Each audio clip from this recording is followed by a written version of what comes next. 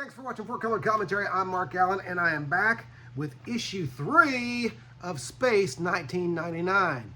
Publication date March of 1976. And I remember 1976. I remember that was the bicentennial of our nation. I remember the celebrations that went on in the classroom. I would have been, I would have been about 8 years old. So I guess that's about the 3rd grade. 5, 6, 7. Second or 3rd grade. Anyway, I remember the bicentennial of our nation, and I remember when those quarters came out and everything. But anyway, that was very special, but this was also very special.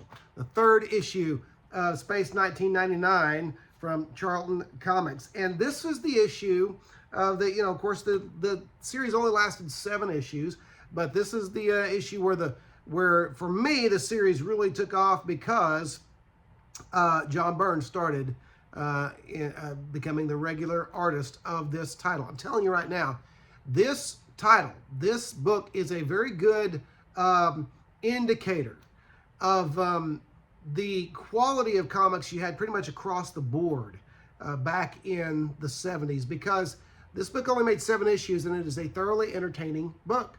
It's a thoroughly entertaining comic series. This comic series today, I believe, would flourish. I believe would do quite well, something of equivalent talent level as far as the writing and the art. But anyway, in this particular issue, let me give you, first of all, that John Byrne cover. I've always said and always mentioned that John Byrne, as a young artist, his work is so visceral, it is so powerful. He was hungry. It's very easy to tell that he was hungry. He wanted to break into the comic scene in a big way, and he did.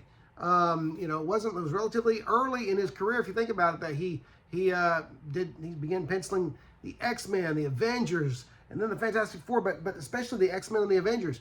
That was fairly early in his career, and so just really neat stuff. Here's the opening sequence here, and what we have here is our crew are caught on a planet, where they visit a planet, and they're taken captive. I won't give away everything, but we get to meet several different types of aliens. They give them, and of course, writer Nicholas Cootie, I don't know, but gives them all personalities, and and so there's those aliens as well as our human crew, and they all experience an adventure together. And this issue reminded me quite a bit of the episode of the original Star Trek series, The Menagerie. And that's all I'll say. The Star Trek fans will be able to probably guess the premise from that. But lots of great, even back then, John Byrne doing lots of dynamic panel work. Okay, and not everything necessarily worked, but he was trying things, and even as a young artist. And so really just a very enjoyable story. The characters being developed more along the way, and even these one-time appearance characters being kind of making an impression with their personalities. It seems that some creative thought went into these characters, and the story even provides a twist at the end. Again, it still continues. These are one and done stories, and so the story has a great premise, great adventure, and a twist at the end. And so you got to give Space 1999 credit, and the fact that it couldn't make it back then under its own steam, because again, only 7 issues, tells you something about the comics the comics market at the time. All right. Again, I think this comic done today, had it been produced today, I think it would have been a big seller. Okay. Now you also have another prose story with some illustrations back here, and so you have some great stuff going on. And the prose stories, I didn't read all of them. They're usually just a page or two, or a couple of pages actually, with illustrations. There's a 2nd page. Okay. And so anyway. Great stuff, fun book, and just a kind of a nice change from some of the stuff that is on the racks today, and also different again in look from the Marvel and DC comics of the time. And again, Charlton was a little also ran type. I don't know if that's fair. Charlton fans are going to get on to me, right?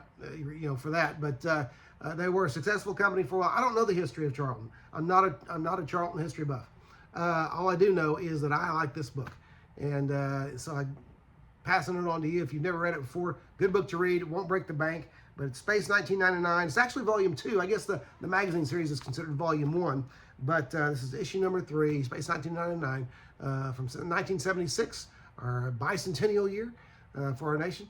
And it's recommended. So if you can you can still grab these different places for pretty cheap. You can still find these in dollar boxes or for $2 or $3. And so they're not going to break the bank. But I do recommend them. Anyway, that's issue number 3.